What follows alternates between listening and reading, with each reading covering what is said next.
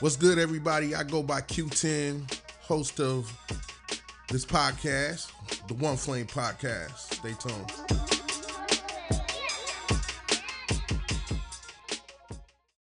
What's up, everybody? As I said before, I'm Q10 of the 1Flame podcast, and this is a special episode. This is officially me back recording in my production element, being able to utilize my microphone setup. Sound quality hopefully sounds a little bit better and everything. This is something that is special to me because by trade I'm a sound engineer and music producer, so it was interesting trying to just make it happen. Like going back, it kind of humbles you, you know what I'm saying? Because when you're used to doing things at a high level and everything, and then you have to take a step back and do things in a way that you know you could do things a lot better. It's a humbling experience, but I'm glad I'm going through what I'm going through right now in some aspects, only because I'm learning the resilience of it and my ambition being like surpassing the discomfort of being able to do things the way that I want to do them and just going ahead and getting them done. There's been a lot of pain in the last few years and what I'm going through, but there's also been a lot of growth, hopefully. And so this is part of the podcast, and I wanted to take out some time to be able to share a little bit of that before we get into today's overview, because I haven't been able to really be able to kind of wrap things around why I'm doing what I'm doing. So the 1Flame podcast is a podcast about celebrating and talking about creative tech, culture, future innovations, and media production, obviously music production, and any of those things in the multimedia world, because those are the things that I like being around. I'm a tech nerd. I'm a music nerd. All that kind of stuff. Pop culture as well. So we can get into even the Godzillas and movies and Marvel and all that kind of stuff. But I felt it was important to, when I got back into the podcast, to jump into what I think is the most important and most innovative thing that's going on right now.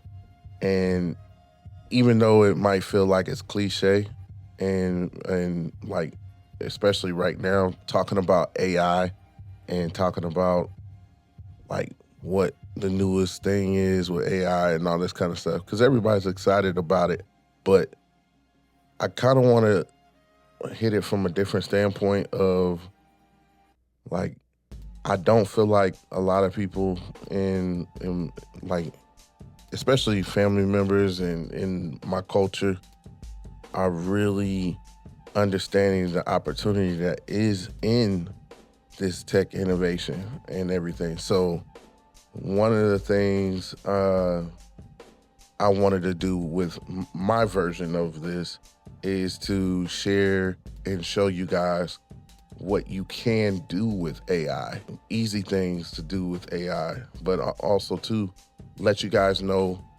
what is going on in AI that you should probably be aware of.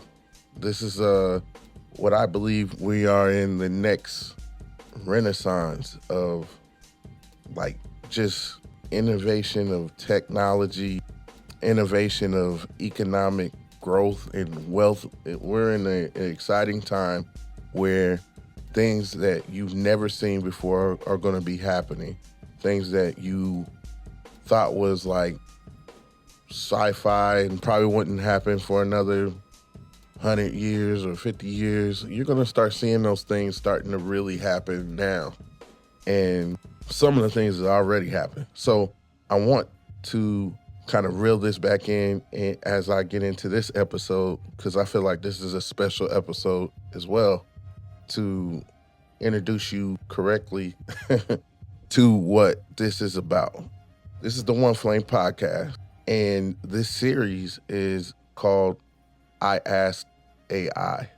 And essentially it's just that. Like, a lot of people are getting on these LLMs, ChatGPT, Google Gemini, Claude, various others, and we're using it.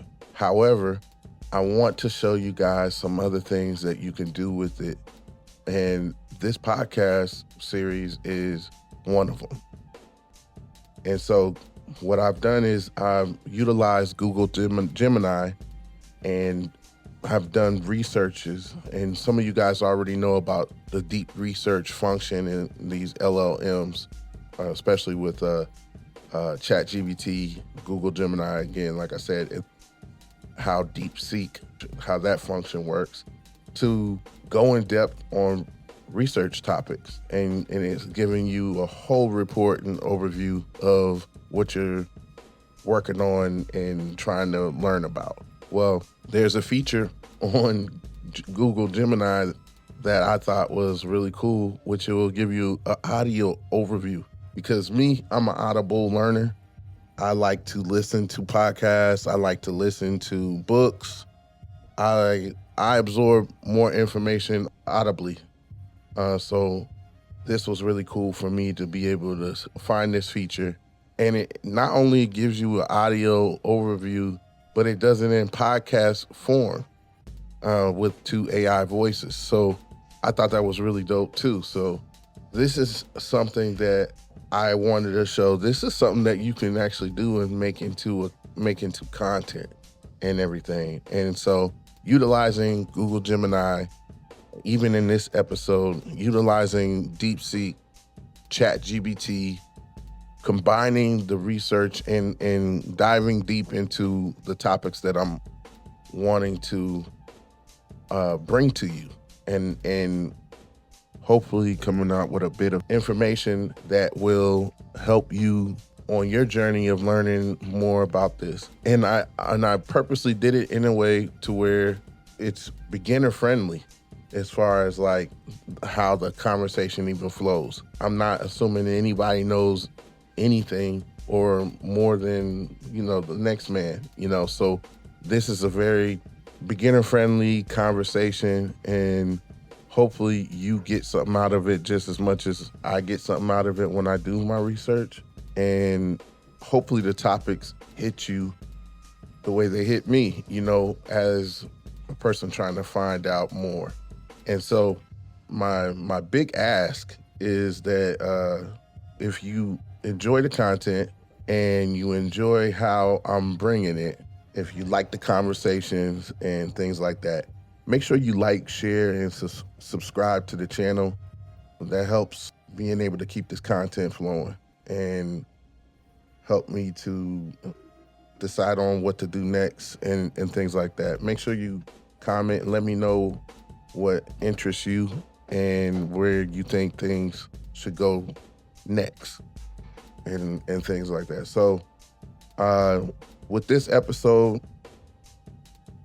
I'm diving into why China is leading in the AI race. Like, if you feel that is the case, this is hopefully going to open up some eyes, ears on a perspective that a lot of people have at this point, that China is really just leading the pack in AI innovation. And I wanted to give you an overview of why that might be the case.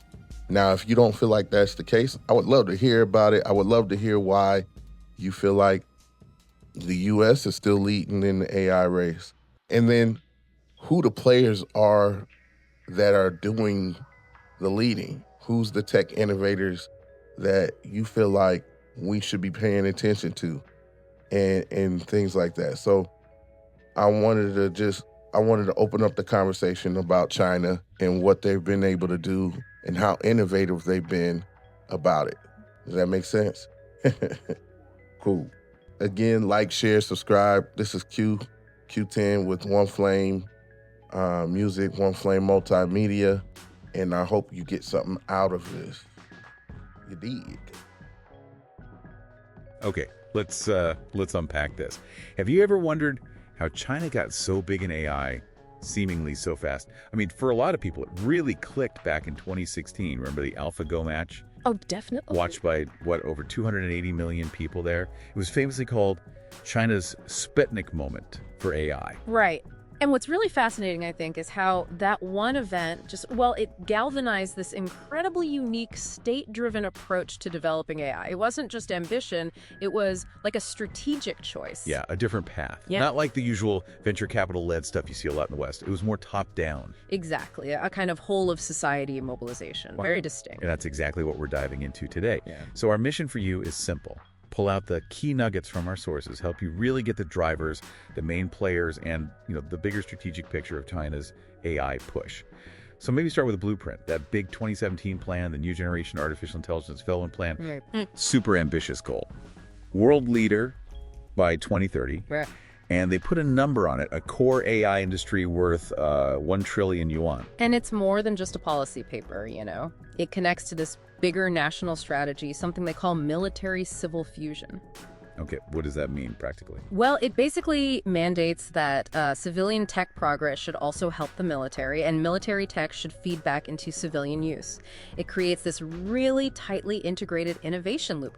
Quite unique, globally speaking. And they're backing it with serious cash. I saw projections of like $98 billion total investment by 2025. That's the figure. And get this, $56 billion of that is expected to come straight from the government. It's massive public funding. Wow. And you couple that funding with, just a huge amount of talent. We're talking over 30,000 active AI researchers in China now. Plus, they graduate roughly 3 times the number of computer scientists each year compared to the US. 3 times, okay. And here's another interesting bit. China is now a net gainer of AI researchers from overseas. People are moving there. It speaks volumes, doesn't it? It really does. Yeah. So who's actually doing the innovating on the ground? It's the big guys, right? Yeah. Baidu, Alibaba, Huawei. Them, definitely. But there's also this really dynamic group emerging. People are calling them the AI tigers.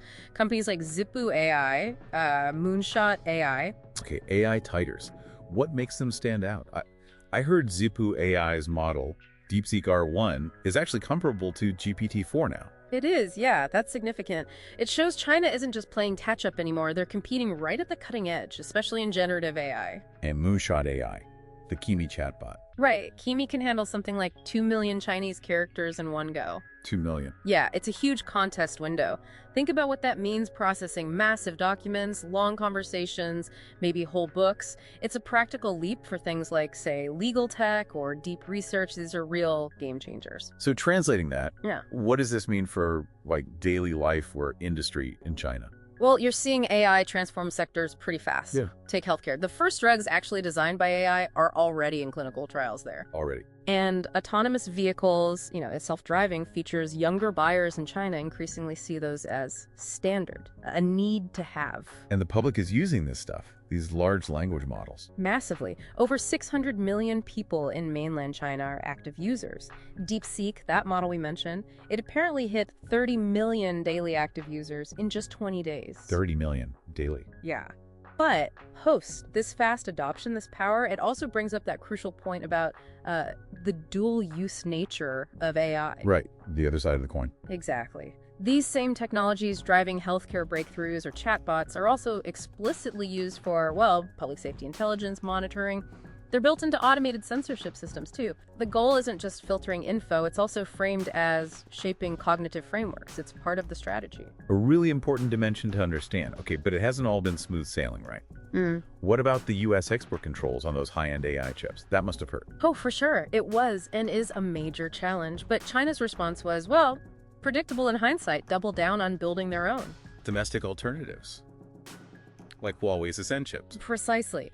And remember that Huawei Mate 60 Pro phone, the one with the 5G chip designed and made entirely in China. Yeah, that made headlines. That was seen as a real turning point. It showed how geopolitical pressure, maybe paradoxically, just fueled this drive for indigenous innovation. A real push from reliance towards self-reliance in critical tech. So looking at the whole picture, China's AI story seems like this fascinating mix. You've got the strategic planning, the sheer scale, and then this real adaptability when facing roadblocks.